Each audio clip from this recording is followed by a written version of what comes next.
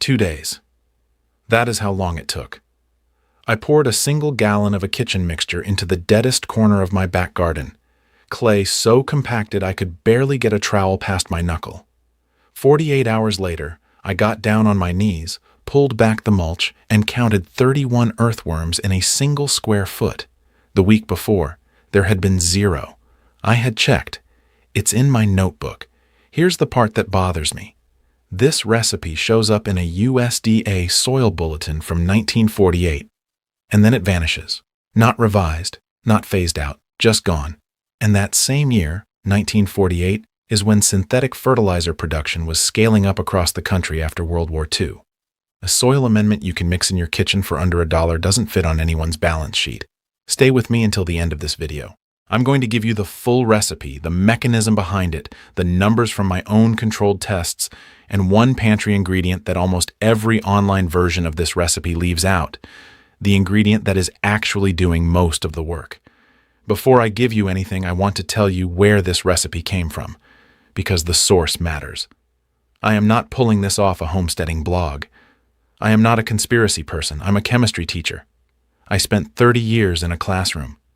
I read documents. A couple of winters ago, I was tracking down a 1943 Victory Garden pamphlet, a separate archival project I've been working on for years, and stapled inside the back of that pamphlet was a mimeograph sheet, 3 pages, plain language, from a 1948 USDA Soil Conservation Service bulletin. Page 2 had a recipe for what the author called a kitchen mix soil drench for restoring biological activity in compacted home garden soils. The formula was right there, precise, simple, with a brief but clear explanation of why it worked. I read it twice. Then I went looking for that recommendation in every subsequent USDA extension publication on home garden soils I could find. 1952, gone. 1956, gone. 1960, gone. I went forward 2 more decades. It never comes back. Not revised, not referenced, not replaced with something better. Just absent, the way something disappears when no one decides to keep printing it. Now I want to be precise here. I'm not claiming anyone made a deliberate decision to bury this. I'm telling you what the documents show, and I'm telling you the timing. Between 1946 and 1950, the United States government was converting munitions plants that had been built during the war to produce ammonium nitrate for explosives, into agricultural fertilizer production. That is documented history. Ammonium nitrate is nitrogen. Overnight, the country had enormous synthetic nitrogen supply looking for a civilian market. The channel for agricultural recommendations was, and still is, the USDA extension system operating through land-grant universities. Through the 1950s and 60s, extension publications increasingly co-developed alongside industry. The framework standardized around NPK numbers on a bag. That is not a conspiracy. It's a documented funding shift you can read about in the history of agricultural science. The consequence, and this is the part that hits home for a home gardener, is that biological soil amendments, anything where the active ingredient was alive and variable, quietly fell off the publication list. You cannot print a guaranteed analysis for live bacteria on a paper label. So that framework, with all its conditions and ratios and temperature rules, stopped being published. I want to be honest about the counter-argument. Synthetic NPK genuinely raised yields at commodity scale. For a 1,000-acre corn operation, the math worked.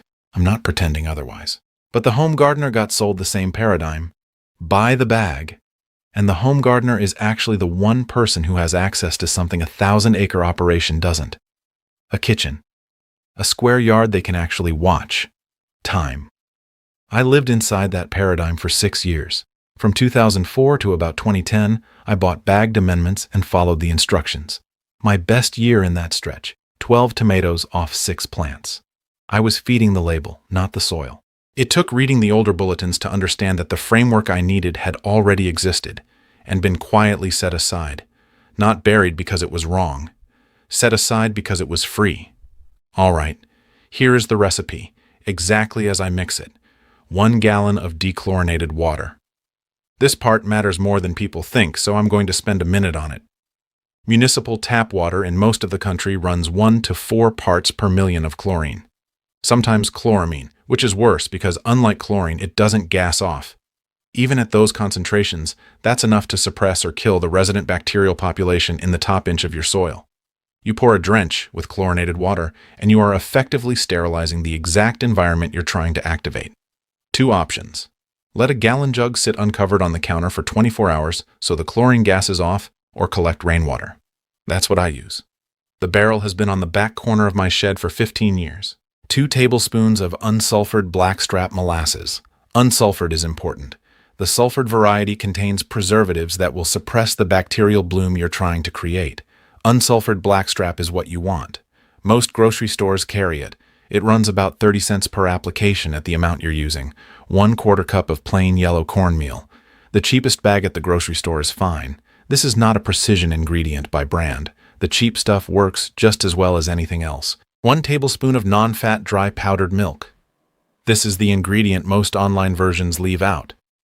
I'll explain the full mechanism in a moment, but I want you to have the complete recipe first before I get into the why. That's it. 4 ingredients. Stir until the molasses dissolves. Cost breakdown. Molasses about 30 cents, cornmeal about 15, dry milk about 40, water-free if you're using rainwater. Call it 85 cents per application. Application. Pour slowly across roughly 1 square yard of soil. Slowly matters. You want it soaking in, not running off.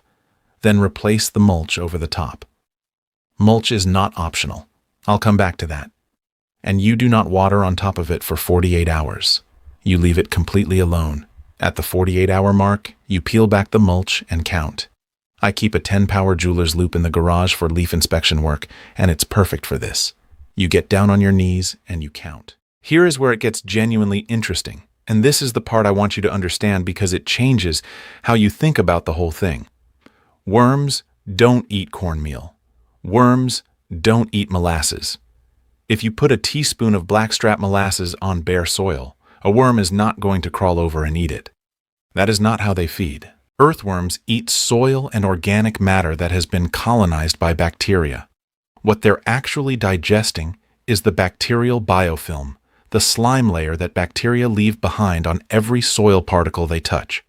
The bacteria are the food. The soil is the plate. So this drench is not feeding worms. It is feeding the bacteria that worms feed on. It's setting a table. Here is how each ingredient contributes to that. Molasses is a simple sugar, a fast-burning carbon source. As soon as it hits moist soil at the right temperature, the resident bacterial population, and there are always some bacteria even in dead-looking compacted clay, begins multiplying rapidly. Under good conditions, bacterial populations can double every 20 minutes. Within 18 to 30 hours, you have a bloom thick enough to see as a faint haze under magnification. Cornmeal is the slow-release component. It's a complex carbohydrate. The bacteria take longer to break it down. So, as the molasses sugars are exhausted around day 2, the cornmeal carries the bloom forward into day 3, 4, 5. That extended window is what gives worms time to migrate in from surrounding soil. And here's the piece most people don't know. Worms detect bacterial biofilms chemically. They will migrate toward them from a couple of feet away. You are not asking worms to find something random. You're laying down a chemical signal they're specifically wired to follow. Dry powdered milk is the multiplier, and I'll give it its own section because it deserves one. The mechanism I just described, molasses bloom, cornmeal extension, that is the recipe most online versions of this actually get right. But they leave out the milk. And the milk is what separates 6 to 8 worms per square foot at the 48-hour mark from 28 to 34. Milk contains 2 things that matter here. First, lactose. Lactobacillus and a group of related soil bacteria multiply on lactose faster than they multiply on molasses alone. The bloom hits harder and earlier. Within 24 to 36 hours, you have a denser, more aggressive bacterial layer coating more soil particles. Second, casein, the milk protein. It breaks down more slowly than the sugars and releases nitrogen and calcium directly into the bloom zone, feeding the bacteria and extending the bloom even further than cornmeal alone. The combined effect, the bacteria bloom harder, last longer, and produce more biofilm. More biofilm means a stronger chemical signal. More worms migrate in. The response is not slightly better. It is 4 to 5 times better in my direct comparisons. The reason online versions of this recipe leave the milk out is simple and a little sad. Powdered milk doesn't look like a soil amendment. It looks like something you put in coffee. Every time someone copied this recipe down from the 1948 bulletin, the unfamiliar-looking ingredient got dropped, and what survived in the online versions is the weaker formula. Now here is the part that gets stripped out when a recommendation has to fit on the back of a fertilizer bag. There are 4 conditions, and if you miss any one of them, the drench does not do less. It does nothing. Condition 1. Soil temperature above 55 degrees Fahrenheit. Below 55 degrees, the bacterial bloom stalls. The bacteria are still present. They're just not multiplying fast enough to produce a worm response in 48 hours. I check soil temperature before every application with a digital soil thermometer, the same one I use for spring planting decisions. If the soil is 52 degrees, I wait a week. There is no point in pouring the mix into cold soil. Condition 2. Dechlorinated water.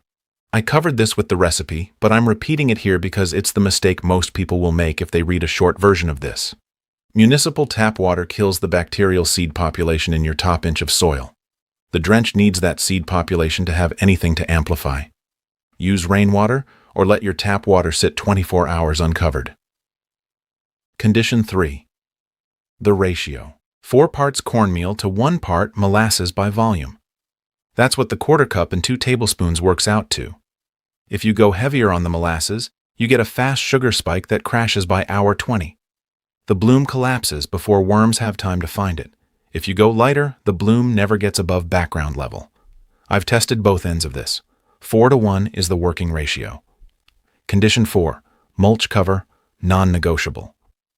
Bare soil on a warm afternoon dries the top inch in 6 to 8 hours. A dried bacterial bloom is a dead bacterial bloom.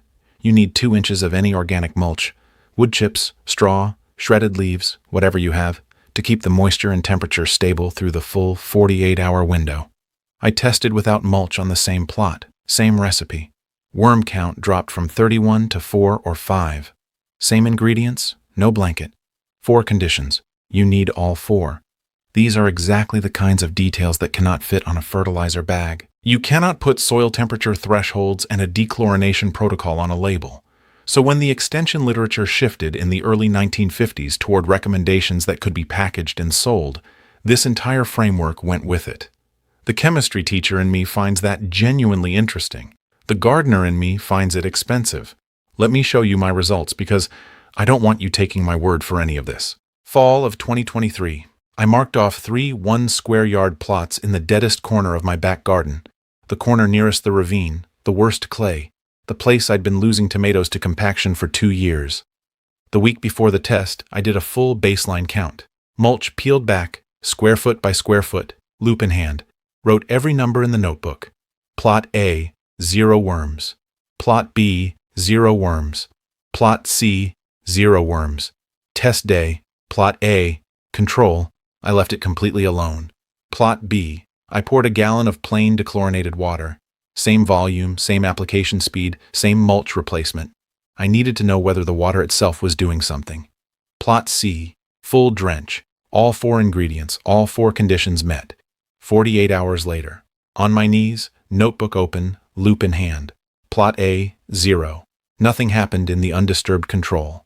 Plot B, 1 worm, essentially nothing. The water alone is a rounding error. Plot C, 31 worms in the first square foot I checked. 19 and 24 in the 2 adjacent squares. That's the number I opened with.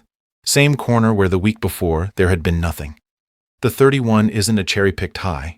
The 19 and 24 give you the honest range.